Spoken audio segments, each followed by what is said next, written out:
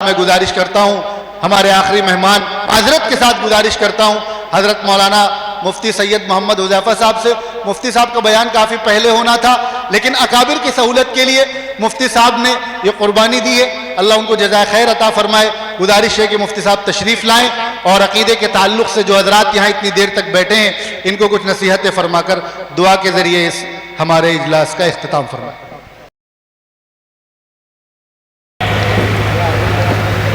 السلام علیکم ورحمۃ اللہ وبرکاتہ.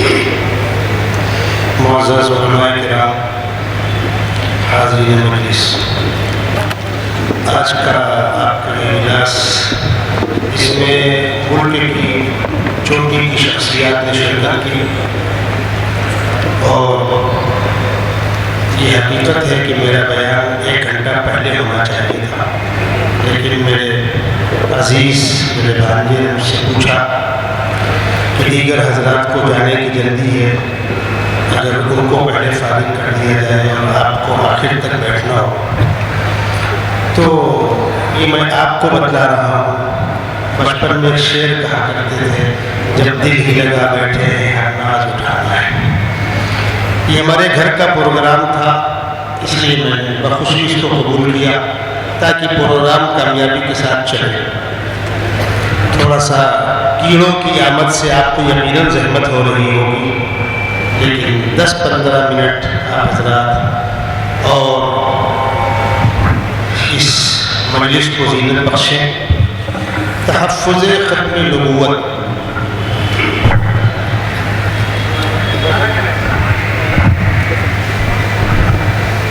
تحفظ ختم نبوت یہ ایک بڑا وسیع موضوع ہے. آسان الفاظ میں آپ کو چند باتیں سمجھا دینا چاہتا ہوں. میں اس کی سیٹی کم کیجیے. دنیا میں جس چیز کا بھی آغاز ہوتا ہے، جس کام کی شروعات ہوتی ہے، وہ کام کہیں نہ کہیں مکمل بھی ہوتا ہے کہ نہیں. آپ کے محلے میں مسجد بننا شروع ہوئی، دادا ابا کے زمانے سے بنتی رہی، ابا کے زمانے میں بنتی رہی، تو آپ کے زمانے میں یا آپ کے بیٹے اور پوتوں کے دور میں کبھی مکمل بھی ہوگی، بنتی رہے گی. آپ کا یہ پروگرام 2 تاریخ کو شروع ہو کر 3 تاریخ پر آ کر مکمل ہوا کہ نہیں ہوا؟ آپ نے یہ پاگل پن بھی کہیں سنا ہے کہ کام شروع تو ہو اور اس کی تکمیل نہ ہو؟ انبیاء کرام کے سلسلے کا آغاز سیدنا آدم علیہ السلام سے ہوا ہے. اس میں تو کسی کو اختلاف نہیں. میرے خیال سے مرزا غلام احمد قادیانی کو بھی اختلاف نہیں ہوگا اور آپ کے دوست شکیل ابن حنیف کو بھی اعتراض نہیں ہوگا، اس لیے کہ ڈاکہ اس کنارے میں ڈالنا ہے، ادھر نہیں. تو پہلے نبی سیدنا آدم علیہ السلام ہے. جس خدا نے پہلے نبی کو بھیجا اسی خدا نے آخری نبی کو بھیجا. نبوت یہ انسانوں کے عمل دخل کی چیز نہیں ہے. نبی کا انتخاب بندے نہیں کرتے. اللہ اعلم حیث یجعل رسالتہ، یہ اللہ کا اختیار ہے. میں آپ کو بتلا دوں، مکے والوں نے اللہ کے نبی صلی اللہ علیہ وسلم پر بہت سے اعتراضات کیے تھے. کچھ باتوں کا جواب بھی دیا گیا. عام طور پر جو پھوہڑ باتیں تھیں ان کا جواب نہیں دیا گیا، لیکن کچھ باتوں کا جواب دیا گیا. ان لوگوں نے کہا وَقَالُوا لَوْلَا نُزِّلَ هَذَا الْقُرْآنُ عَلَى رَجُلٍ مِّنَ الْقَرْيَتَيْنِ عَظِيمٍ. مکے اور طائف میں سے کسی بڑے زمیندار، کسی مالدار چودھری کے اوپر اللہ نے کتاب اتار دی ہوتی. تو خداوند قدوس نے جواب دیا اَهُمْ يَقْسِمُونَ رَحْمَةَ رَبِّكَ نَحْنُ قَسَمْنَا بَيْنَهُمْ مَعِيشَتَهُمْ فِي الْحَيَاةِ الدُّنْيَا وَرَفَعْنَا بَعْضَهُمْ فَوْقَ بَعْضٍ دَرَجَاتٍ لِيَتَّخِذَ بَعْضُهُمْ بَعْضًا سُخْرِيًّا. ارے بندو اپنی اوقات میں رہو. نبوت تو ایک روحانی نعمت ہے. ہم جب مادی نعمت تقسیم کر رہے تھے وَرَفَعْنَا بَعْضَهُمْ فَوْقَ بَعْضٍ دَرَجَاتٍ لِيَتَّخِذَ بَعْضُهُمْ بَعْضًا سُخْرِيًّا. تو ہم نے انسانوں کو امیر، غریب، صحت مند، بیمار، عقل مند بیوقوف طبقاتی طور پر تقسیم کیا تاکہ دنیا کا نظام چلے. لیتخذ بعضهم بعضا سخریا، کوئی کسی کے انڈر میں آ کر کام کرے. آپ مل کے مالک ہیں تو کوئی غریب مزدور بھی ہوگا، آپ آٹو کی سواری ہیں تو کوئی غریب ڈرائیور بھی ہوگا، آپ کے گھر کی میڈم ملکہ ہے تو کوئی کام کرنے والی خالہ بھی ہوگی. اگر سارے انسان یکساں ہوتے دنیا کا نظام نہ چلتا. وَرَفَعْنَا بَعْضَهُمْ فَوْقَ بَعْضٍ دَرَجَاتٍ لِيَتَّخِذَ بَعْضُهُمْ بَعْضًا سُخْرِيًّا. پچھلی آیت پر لوٹ کر آئیے. اَهُمْ يَقْسِمُونَ رَحْمَتَ رَبِّكَ، آپ کے رب کی رحمت تقسیم یہ کریں گے؟ ان کی یہ اوقات، یہ اللہ کا اختیار ہے. کس کو مکے میں، کس کو طائف میں، کس کو مدینے میں، کس کو کہاں کیا مقام دینا ہے، کس کو نبوت کا مقام دینا ہے، یہ اللہ کا اختیار ہے. تو نبوت بندوں کی طے کردہ چیز نہیں ہے، اللہ کی طے کردہ چیز ہے. جس خدا نے پہلے نبی کو بھیجا اسی خدا نے آخری نبی کو بھیجا. اب جو لوگ نبوت میں ڈاکہ ڈالنا چاہتے ہیں، کل یا آج کچھ تماشے بھی کرتے ہیں. اور چونکہ میرے موضوع کا حصہ ہے کہ میں علماء کرام کو بتلاؤں، اس سلسلے میں علماء کرام کی ذمہ داری کیا ہے، اس لیے میں دلائل ان کی خدمت میں پیش کر رہا ہوں. ان کے ماننے والے، ان کے چاہنے والے یہ غلط فہمی پیدا کرتے ہیں کہ تم بتلاؤ نبوت اللہ کی نعمت ہے کہ نہیں؟ تو آپ کہیں گے ہاں نعمت ہے. ہم بھی کہتے ہیں نعمت ہے. خداوند قدوس نے قرآن کے اندر کہا لَقَدْ مَنَّ اللَّهُ عَلَى الْمُؤْمِنِينَ إِذْ بَعَثَ فِيهِمْ رَسُولًا مِّنْ أَنفُسِهِمْ. اللہ نے احسان کیا ایمان والوں پر، ان میں انہی میں سے رسول بھیجا. تو نبوت نعمت ہے، ہم بھی مانتے ہیں. پھر وہ کہتا ہے جب نبوت نعمت ہے تو اس کو آپ ختم کیوں کر رہے ہیں، بند کیوں کر رہے ہیں، انسانیت کو اس سے آپ محروم کیوں کر رہے ہیں؟ اب آپ چکرا جائیں گے. سوال تو بہت ہے، اس کو چلتا رہنا چاہیے. اور ازالے اوہام کے اندر اس نے کئی 100 صفحات رنگین کیے ہیں اس موضوع پر کہ نبوت بند نہیں ہونا چاہیے. میں اس کے دونوں پہلوؤں کا جائزہ لوں گا. چلیے، تو نے کمبخت ہنگامہ کر کے دروازہ کھلوا دیا. سیدنا محمد صلی اللہ علیہ وسلم کو خاتم النبیین نہیں مانتا، مردود. اور ختم نبوت کو تو نے نعمت کے روکنے کا ذریعہ بتلایا. اگر تیرے کہنے پر دروازہ کھول بھی دیا گیا تو تمہارے دلائل کا تقاضا یہ تھا کہ اب سلسلہ چلتا رہتا. وہ تیرے بات کیوں بند ہو گیا؟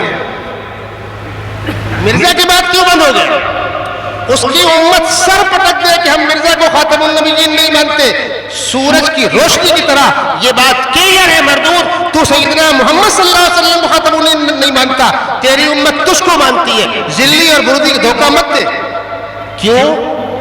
جب تک نبوت کا سلسلہ جاری تھا تب تک خلافت نہیں تھی. جب تک نبوت کا سلسلہ جاری تھا خلافت نہیں تھی. اور جب خاتم النبیین آ گئے اب خلافت ہے. اور یہ بات بالکل واضح صحیحین کی روایت کے اندر موجود ہے. کانت بنو اسرائیل تسوسهم الانبیاء کلما ہلک نبی خلفہ آخر انا خاتم النبیین لا نبی بعدی سیکون بعدی خلفاء. کلیئر ہے. مرزا کے مرنے کے بعد پہلا خلیفہ نور الدین، دوسرا بشیر الدین، تیسرا ناصر، چوتھا طاہر، پانچواں مسرور. یہ خلافت بتلا رہی ہے کہ تم نے مرزا کو خاتم النبیین مان رکھا ہے، حضور کو خاتم النبیین نہیں مانتے ہو، اس مردود کو مانتے ہو.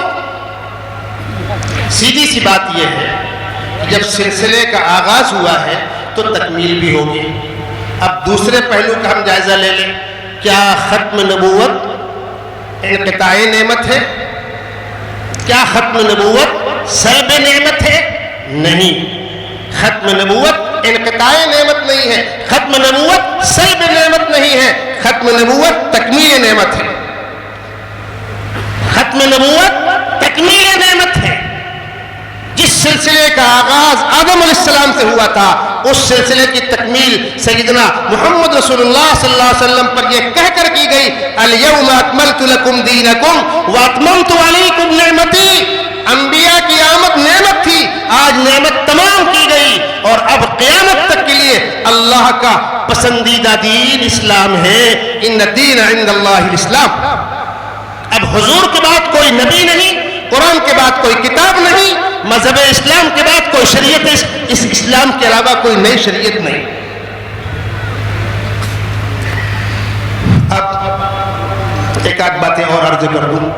مرزا نے قدم قدم پر یہ بات لکھی ہے، میری پیشن گوئیاں، میرے دعوے میرے سچے اور جھوٹے ہونے کا معیار ہے۔ ٹھیک ہے، اگر آپ کے دعوی آپ کے جھوٹے اور سچے ہونے کے معیار ہیں تو ہم آپ کو اسی معیار پر رکھ لیتے ہیں۔ میں اپنے دوستوں سے کہوں گا کہ جب کسی مرزائی سے گفتگو ہو تو وہ سیدھا سیدھا بھاگ کر آتے ہیں حیات و وفات مسیح پر۔ آپ بالکل ٹینشن نہ لیں، آپ اس سے پوچھئے بھائی عیسیٰ علیہ السلام زندہ ہو یا مردہ ہو، تیرا کیا؟ کانپور کا فلاں سیٹ مر گیا تو میں مسجد کا امام ہو گیا، فلاں متولی مر گئے میں مسجد کا خطیب ہو گیا۔ ارے بھائی فلاں متولی 100 مرتبہ مرے، تمہارے امام ہونے کا، خطیب ہونے کا، مدرس ہونے کا تم کو پروف کرنا ہوگا۔ عیسیٰ علیہ السلام جنت میں زندہ ہیں، کھاتے کیا ہوں گے؟ ابھی ایک ہفتے پہلے کی بات ہے، ایک نوجوان مجھ سے کہنے لگے مولانا ایک اہم سوال ہے، ایک مرزائی نے کیا ہے۔ کیا سوال ہے؟ وہ پوچھ رہا ہے عیسیٰ علیہ السلام وہاں رہ کر پیشاب پخانہ کہاں کرتے ہوں گے؟ میں نے کہا تو آپ اتنے میں الجھ گئے، آپ اتنے میں الجھ گئے، اس مردود سے پوچھو جب میدان محشر برپا ہوگا اور کروڑوں کروڑ سینکڑوں کروڑ انسان کچھ جنت میں کچھ جہنم میں جائیں گے، کچھ جنت میں جائیں گے، کچھ کھائے پیئیں گے تو پیشاب پکانے کا تقاضا ہوگا تو کہاں کریں گے؟ ایک عیسیٰ کے نام پر پیٹ میں درد ہو رہا ہے، ارے مردود نہیں پڑھا، ڈکاریں آئیں گی، کھانا ہضم ہو جائے گا۔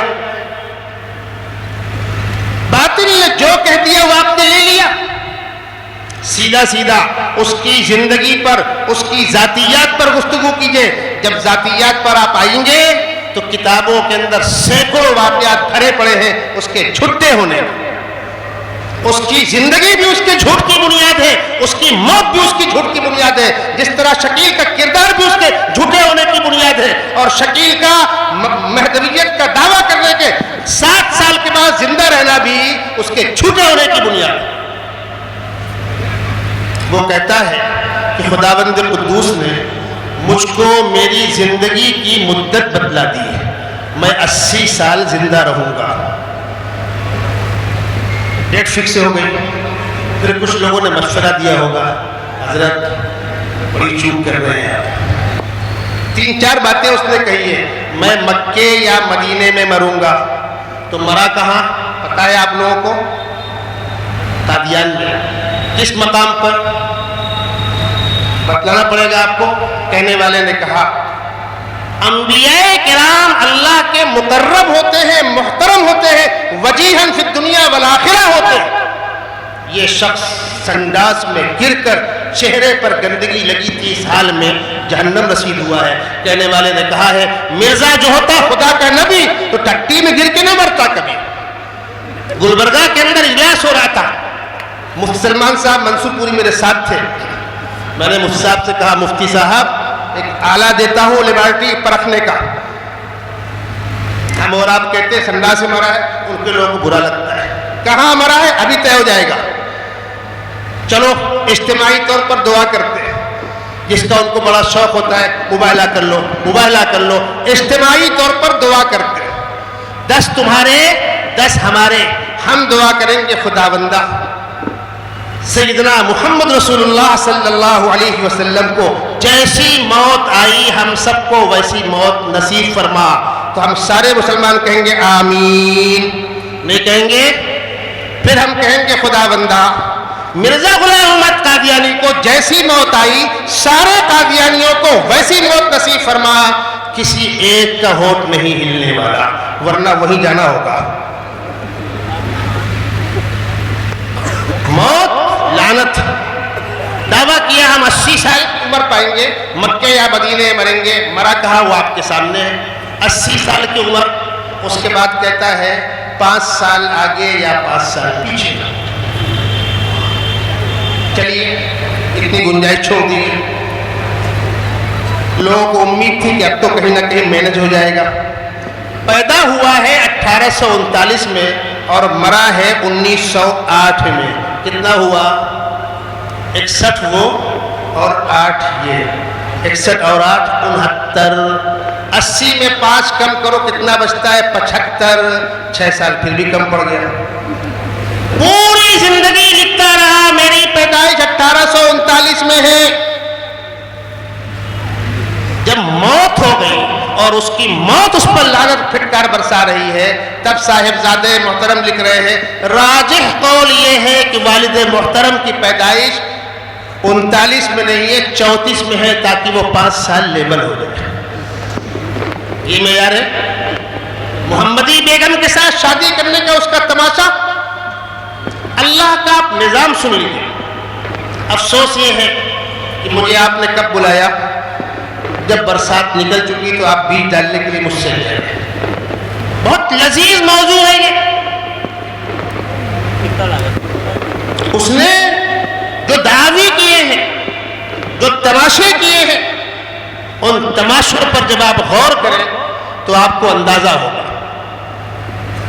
اس نے جتنے دعوے کیے، اللہ کا آپ نظام سن لیجیے. اس اہم بات کو غور سے آپ سنیں. پڑھا لکھا طبقہ بھی سنیں، علماء بھی سنیں. کچھ سرفروں نے دعوی خداوندی بھی کیا ہے، قرآن کے اندر موجود ہے. کچھ لوگوں نے دعوی خداوندی بھی کیا. الم تر الی الذی حاج ابراہیم فی ربہ ان آتاہ اللہ الملک. گفتگو اسی پر ہے. فرعون کا دعوت انا ربکم الاعلی. کیا دعوی خداوندی کرنے والوں کا تعاقب کیا جائے گا؟ بالکل نہیں. کسی خداوندی دعویٰ کرنے والے کا تعاقب نہیں کیا جائے گا. کیوں؟ خدا کسے کہتے ہیں؟ جو نہ پیدا ہو نہ مرے، نہ سوئے نہ کھائے نہ پیے، نہ اس کو پیشاب پخانے کا تقاضا ہو. اللہ لا الہ الا ہو الحی القیوم لا تأخذہ سنۃ ولا نوم. اللہ الصمد لم یلد ولم یولد. یہ تعارف ہے خداوند قدوس کا. اگر کوئی بندہ کہتا ہے تو کہنے دو اس کو. شام کو سوئے گا نہیں، کمک کھانا نہیں کھائے گا، پیشاب پخانا نہیں کرے گا. کس کی اولاد ہے؟ فلانی اماں فلانے ابا. 100-200 سال کے بعد اس کا بھی انجام وہی ہوگا جو نمرودوں کا اور قارونوں کا اور شدادوں کا اور حامانوں کا ہوا. ایک اور سے نبی چونکہ انسان ہوتے ہیں، نبی چونکہ انسان ہوتے ہیں، جھوٹا دعویٰ نبوت کرنے والا تلبیس پیدا کرتا ہے، لوگوں کے ایمان میں ڈاکہ ڈالتا ہے، لوگ شک و شبہ کا شکار ہو جاتے ہیں. تو اللہ کا بھی آپ نظام سن لیجئے. جھوٹا دعویٰ نبوت کرنے والا جس چیز کو اپنی نبوت کی دلیل بنا کر پیش کرے گا، معجزہ بنا کر پیش کرے گا، قیامت تک کبھی کامیاب نہیں ہوگا. یہ اللہ کا نظام ہے. کسی بھی جھوٹے دعوی نبوت کرنے والے کی آپ زندگی پڑھ لیجئے، تضادات سے بھری ہوگی. اس کے بعد بھی اگر کسی کو جا کر گڑھے میں گرنا ہے، مرضی اس کی. اللہ کے نبی صلی اللہ علیہ وسلم کے زمانے میں بہت سے واقعات ہوئے تھے. حضرت علی کرم اللہ وجہہ خیبر کی جنگ میں لڑتے ہوئے آپ کی پیشانی پر چوٹ لگی تھی اور ایک آنکھ باہر آ گئی تھی، نکل کے آنکھ باہر آ گئی تھی. اللہ کے نبی صلی اللہ علیہ وسلم نے اپنے ہاتھ سے اس آنکھ کو اندر کر دیا، اپنا لعاب دہن لگا دیا. حضرت علی فرماتے ہیں دوبارہ اس میں کوئی تکلیف نہیں ہوئی اور اس آنکھ کی روشنی اس سے زائد تھی. اللہ کے نبی صلی اللہ علیہ وسلم نے زمزم کے کنویں میں کلی کی تو ماء زمزم لما شرب لہ وہ شفا بن گیا. مسیلمہ کذاب کے پاس لوگ گئے ایک ایسے شخص کو لے کر جس کی ایک آنکھ خراب تھی. حضرت خراب آنکھ میں ہاتھ پھیر دیجئے اچھی ہو جائے. خراب آنکھ میں ہاتھ پھیرا وہ بھی گئی، دوسری بھی گئی. ایک کنویں کا پانی کھارا تھا، لوگوں نے کہا اس میں آپ کلی کر دیں تو میٹھا ہو جائے. اس نے کلی کیا تو کڑوا ہو گیا. جھوٹا مدعی نبوت کبھی کامیاب نہیں ہوگا. آپ کی کسی مرزائی سے گفتگو ہو, ملاقات ہو, آپ عیسیٰ علیہ السلام کی حیات و وفات پر کیوں جاتے ہیں؟ وہ ایک علمی مسئلہ ہے. یہ بتلاؤ جو شخص یہ دعویٰ کر رہا ہے اس کا اپنا کریکٹر کیا ہے, کردار کیا ہے؟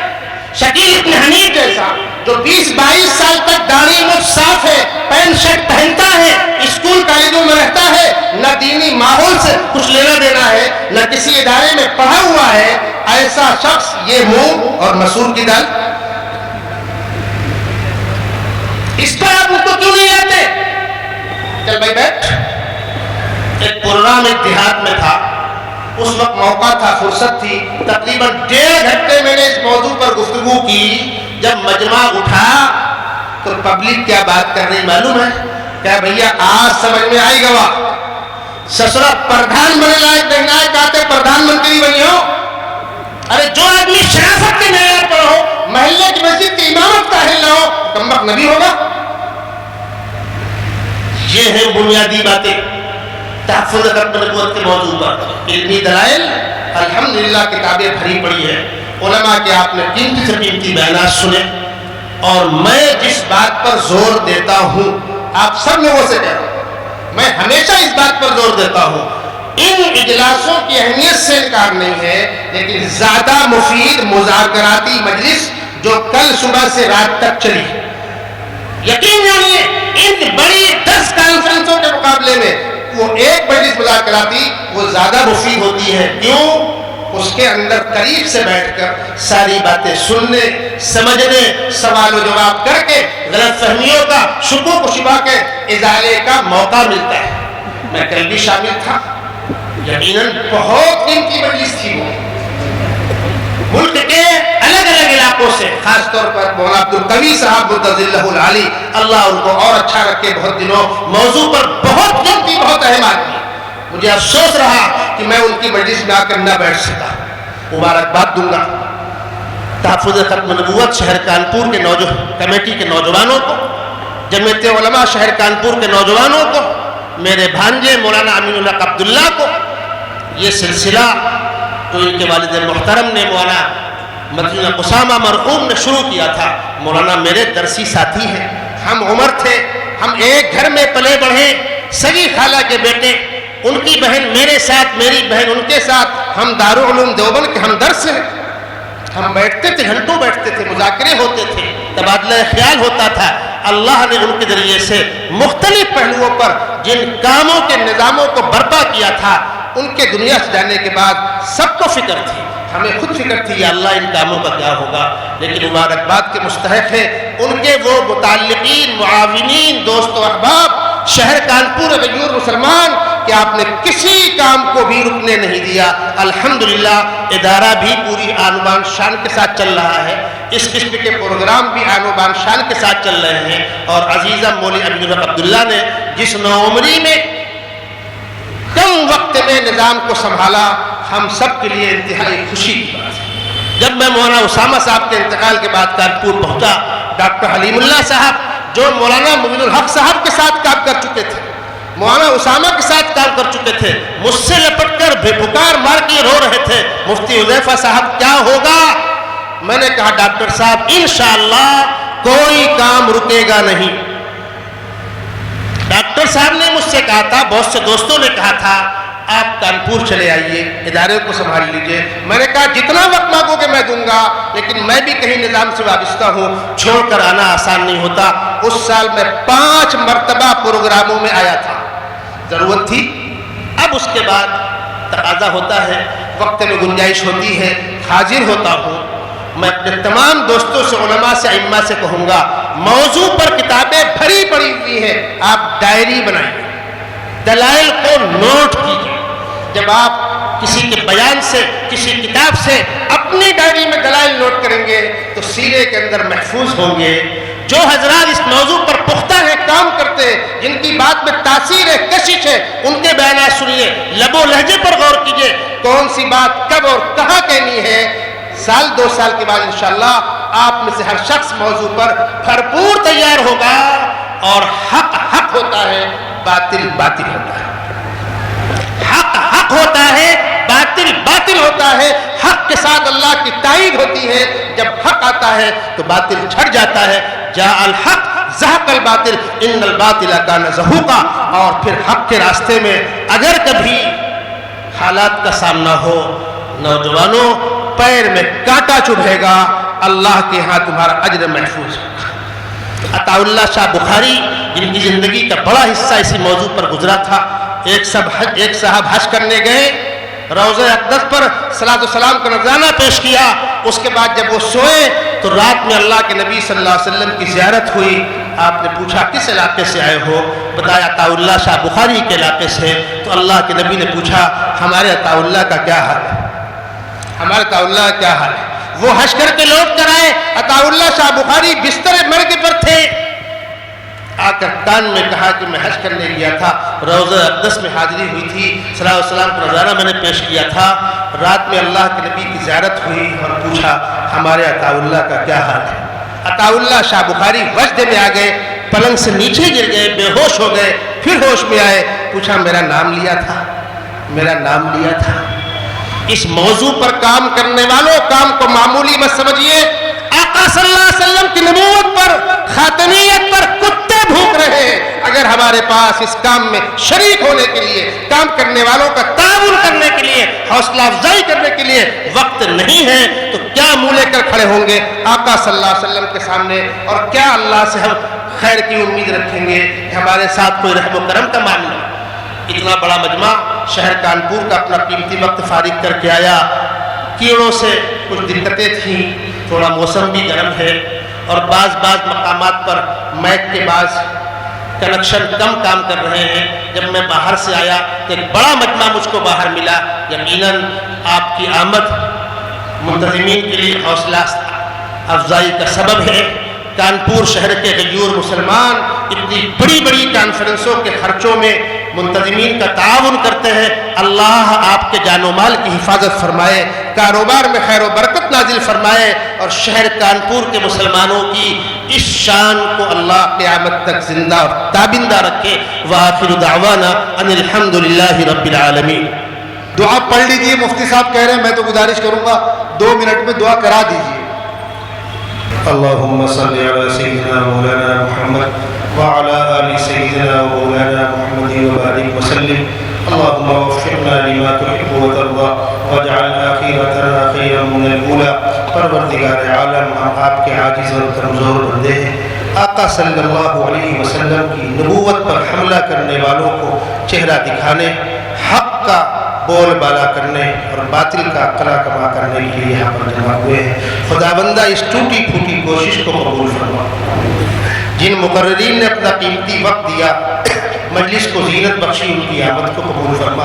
جن منتظمین نے ہفتوں کی محنت کر کے اس مجلس کو سجایا، ان نوجوانوں کی نوجوانی کو قبول فرما۔ جن غیور مسلمانوں نے اس دینی پروگرام کو سجانے کے لیے مالی تعاون کیا، ان کے کاروبار میں خیر و برکت نازل فرما، ان کی اور ان کے اہل و عیال کی حفاظت فرما، اور ہم سب کی اور سارے معاونین منتظمین کی مغفرت کے فیصلے فرما۔ آنے والا مجمع گھنٹوں سے یہاں پر بیٹھا ہوا ہے، اپنا قیمتی وقت لے کر آیا، خداوندہ ان کی آمد کو قبول فرما، ان کے بیٹھنے کو قبول فرما، اور جو باتیں کہیں سنی گئی ان کو لے کر جا کر ختم نبوت کا خادم اور مجاہد بن کر زندگی گزارنے کی توفیق نصیب فرما۔ خداوندہ مولانا امین الحق کے والد مرحوم مولانا اسامہ صاحب کی قبر کو نور سے منور فرما۔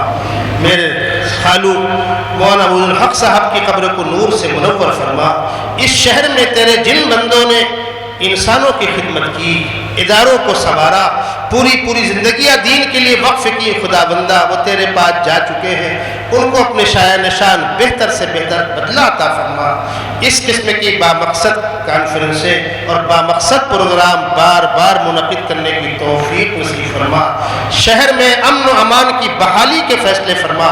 ہم سب کو مل جل کر رہ کر ایک دوسرے کا احترام کرنے کی توفیق نصیب فرما۔ وصلی اللہ تعالی علی خیر خلقہ محمد وعلی آلہ واصحابہ اجمعین برحمتک یا ارحم الراحمین۔